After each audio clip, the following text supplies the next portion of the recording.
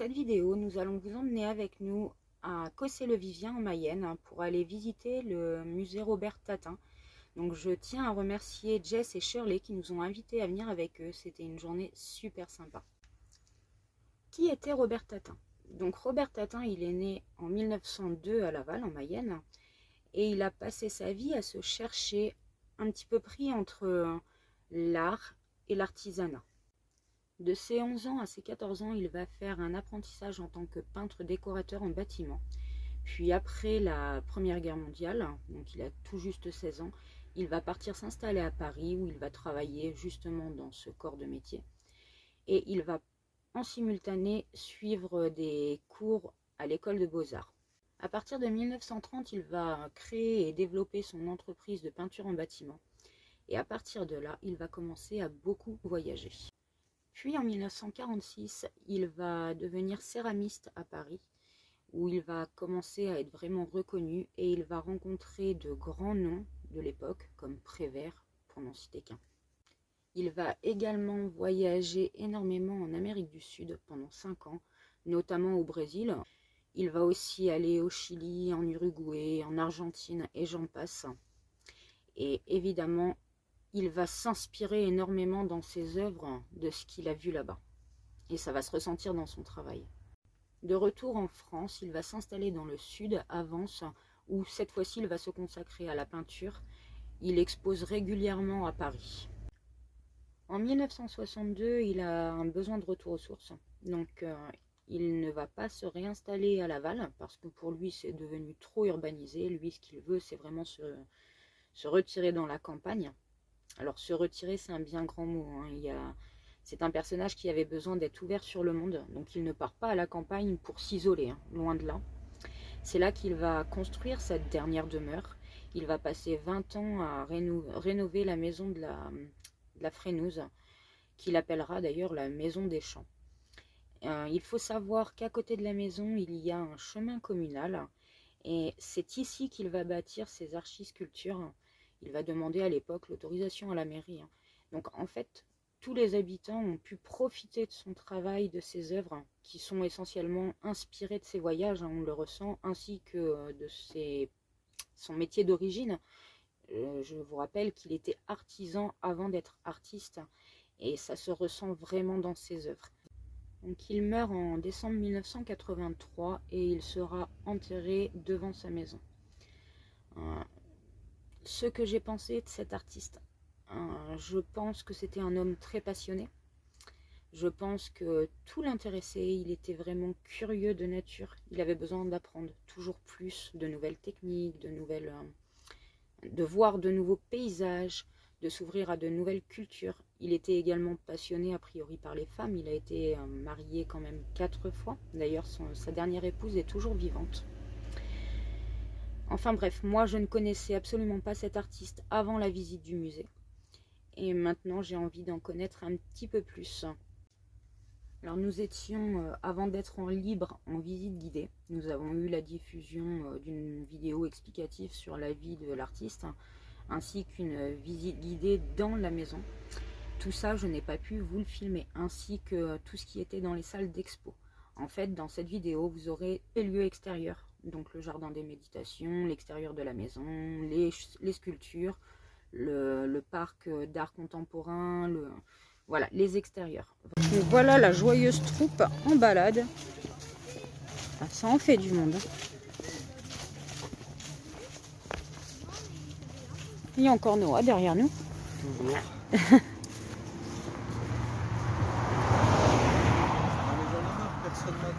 Moi je t'attends. Ouais, mais pour le coup, je te double. Ah bah d'accord. Oui.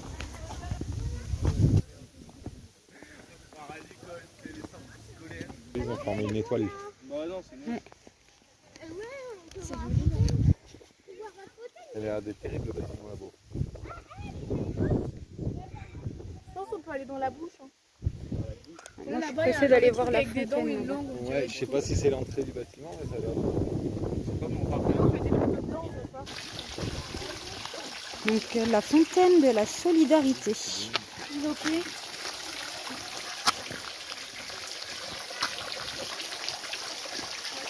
T'as le hockey pour changer? joli. Ah oui, c'est joli. C'est moi qui l'a fait. Donc t'as vu, c'est fait en résine. Max. Ouais. Ouais, c'est sympa. C'est moi qui l'a fait. Qui l'est Il fait. est fait. Non, c'est des trucs. Tiens, mais moi, je te rattrape sur mon côté. Donc, mon Ouais. côté, c'est pas ta bien. Tu vas te mettre à corriger les enfants à chaque fois aussi. Ouais, t'as vu, je vais copier sur toi. Ah, à deux, on aura plus de fois, ils font plus de fautes après.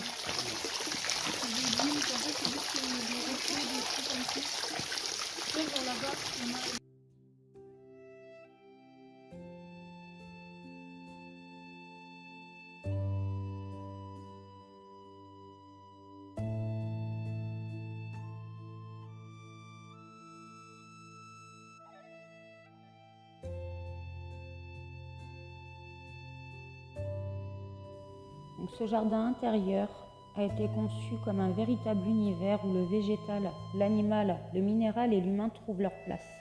Les portes du soleil et de la lune permettent d'accéder aux salles de peinture. Tout autour du bassin, 12 sculptures représentent les 12 mois de l'année. Donc il faut savoir que Tatin était catholique.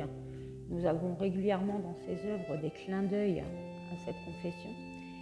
Mais il était aussi un petit peu taoïste, et ça aussi on le retrouve énormément dans ses œuvres.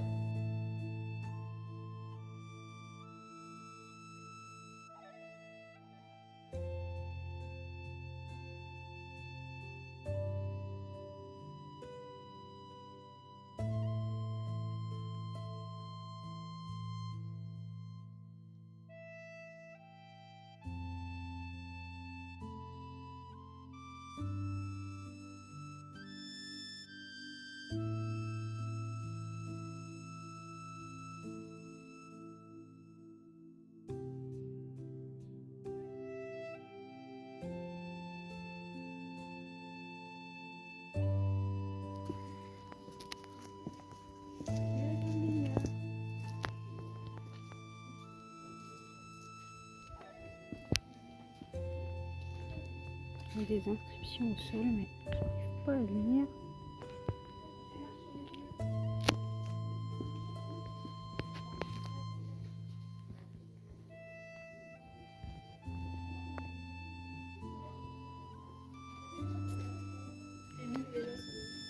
Ok, merci.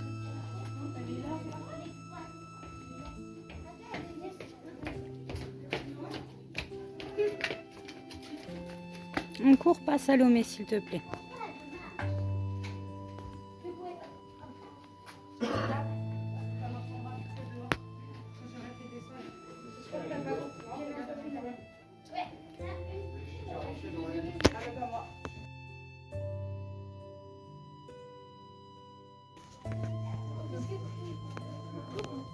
Coucou.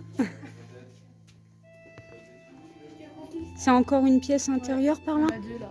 Là, il y a la pièce. Mais là, oui. Bah, tu peux passer par là, c'est pas trop intérieur, mais là-bas. Non, parce que je n'ai pas le droit de filmer dedans. Non, c'est parce que les œuvres, elles sont. Flippé, toi. C'est les flashs que les amis. Ah bon? Là, il n'y a pas de flash. Mais je pense que c'est une poche. Pas les flashs, De oui. toute façon, si tu veux voir les trucs, tu viens ici. Alors par contre, je sais pas si vous avez remarqué, on retrouve le yin-yang partout. Ouais. Sur les œuvres en bas, il y en a plusieurs. À l'entrée de la porte de la maison.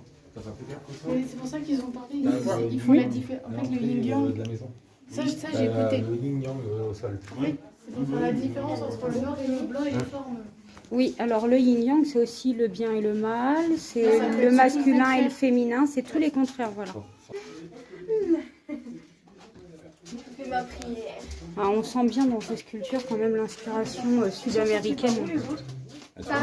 Toujours même. Ça fait un peu le yin aussi, là. Ça vient de On retrouve encore ici. Bah, t'as aussi des symboles maçonniques partout, là. La fille va aller voir la tombe de sa femme, je oublie comment Il y ça avait s'appelle. des imaginations.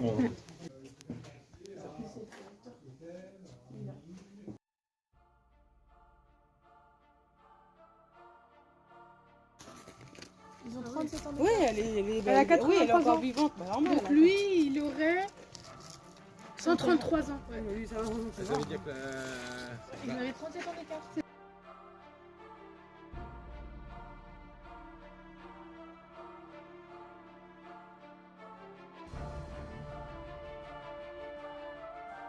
trop. Museron Tatin.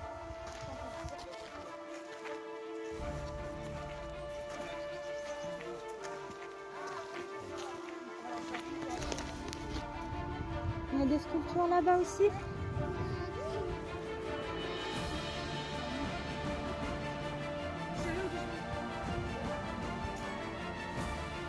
pourrait presque prendre de la lune.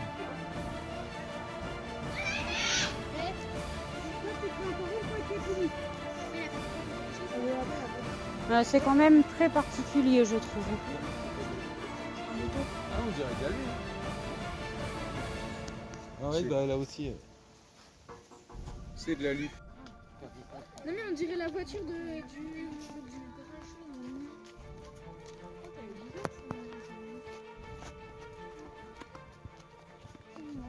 Star Shaman 2006 à trop. Il était déjà mort en 2006, lui. Mais c'est pas la même personne. Chloé, je réexplique. Dans les jardins, tu as des œuvres de plusieurs artistes. Mais non, on n'est même pas dans le jardin des pierres. On est... Taureau céleste. Non, non, je parle Je me suis dit, oui, et le 12, c'est des œuvres contemporaines. C'est un crayon là-bas? Je crois, oui. Conformé au souhait de Robert Tatin qui voulait faire de son musée un lieu vivant ouvert à toute forme de création, les jardins du musée accueillent régulièrement depuis 2004 et l'inauguration du champ de sculpture des dons d'œuvres d'artistes contemporains. Voilà, c'est tout. Merci Sam. Bien.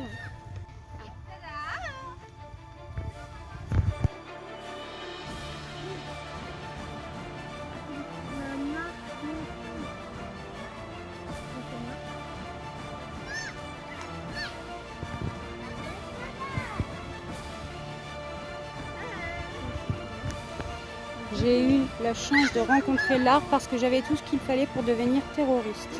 Niki de Saint-Phal. C'est le nom de ça. 45 mai, c'est 2015. Donc à mon avis, Sam, le petit écriteau avec la phrase, ça c'est un petit clin d'œil à Charlie Hebdo. Ah, Je suppose. ah oui, 2015. Je pense. Hein. Je veux pas dire de bêtises, mais à mon avis...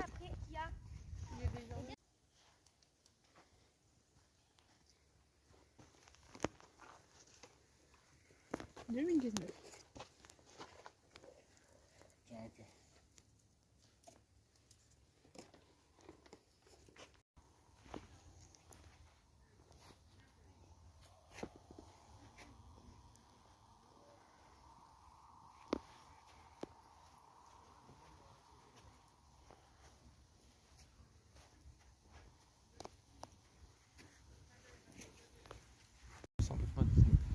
Sans titre, hein, comme ça. Hein? Sans titre.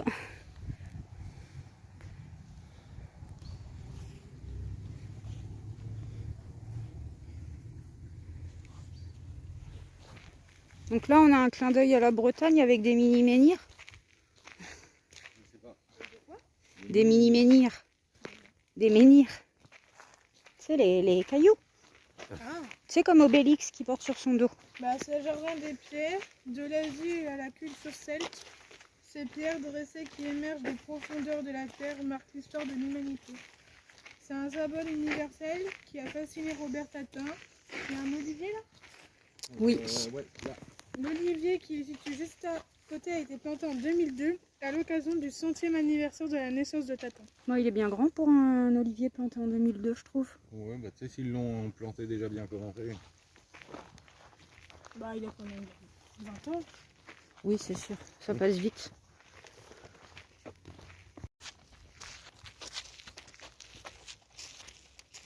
Ouais, c'est peut-être pas les pires, on s'en va aussi.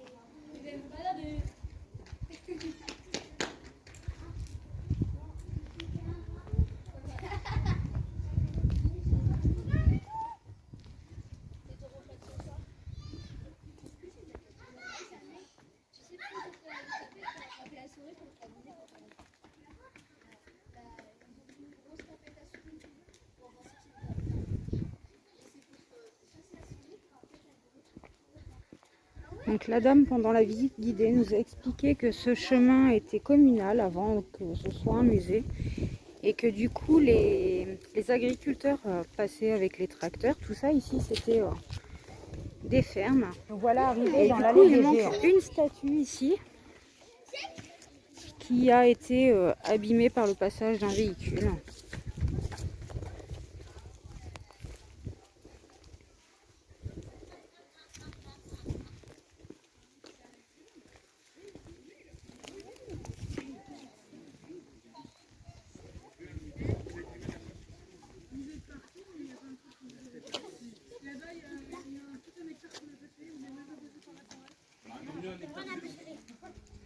Jules Verne, qu'est-ce qu'il a fait, Camille? Ah, de beaux livres. Il a fait des poésies ou pas? Ah, moi, j'ai ces romans en tête, j'ai aucun, je sais pas. 20 000 lieues sous les mers.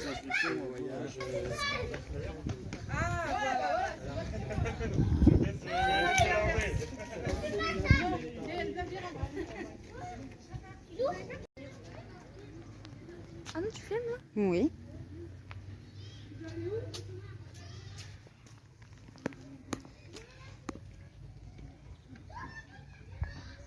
Le labyrinthe, les gars? Le Théo, on fait une tour, c'est pour les qui est sorti à gagner?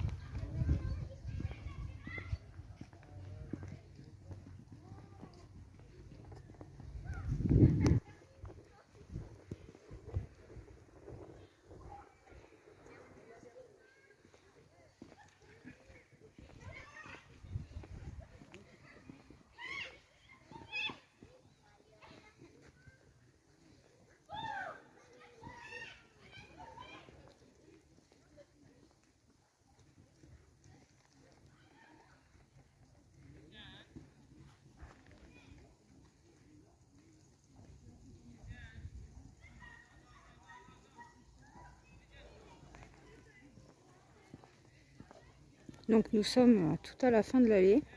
Vous avez vu que le chemin était en pente. Et la dame qui nous a fait la visite guidée tout à l'heure nous expliquait donc que les statues, les deux dernières, donc Jules Verne et Picasso, étaient aussi hautes, enfin plus hautes, mais elles atteignaient le même niveau que celles qui étaient tout en haut du chemin. C'est un petit peu un clin d'œil. Pour lui, Picasso et Jules Verne étaient un petit peu au-dessus des autres. Donc ils avaient un petit peu plus réussi dans son interprétation, tout au moins. Alors moi, perso, j'ai quand même ma petite préférence pour Auguste Rodin, qui était un sculpteur de génie. Donc ici, bien évidemment, Rodin était un homme, mais c'est sa main qui est représentée. Et la jeune femme, si je ne dis pas de bêtises, ça devait être Camille Claudel, son élève, et aussi sa muse d'ailleurs. Donc a priori, elle aurait bien aimé se lancer elle-même, mais n'a pas réussi. Et du coup, la main du sculpteur représente aussi le fait que ça l'emprisonnait un petit peu.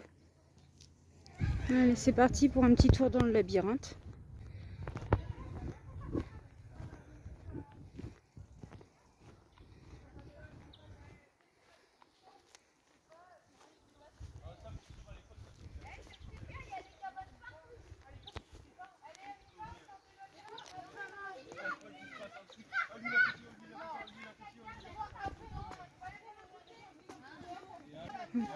J'entends du bruit par là, ça s'agite. Au moins, si je me perds, je ne serai pas seule.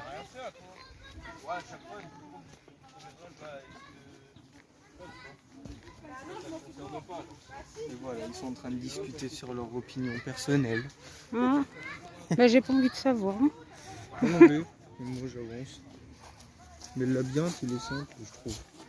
Après, Je sais l'idée, même pas c'est si pas que les Je sais enfants pas se si perdent. c'est un Hein. labyrinthe. Si, c'est bien marqué labyrinthe sur le plan. Alors, je sais pas, il y a 36 sorties. Le principe, c'est une montée, une sortie.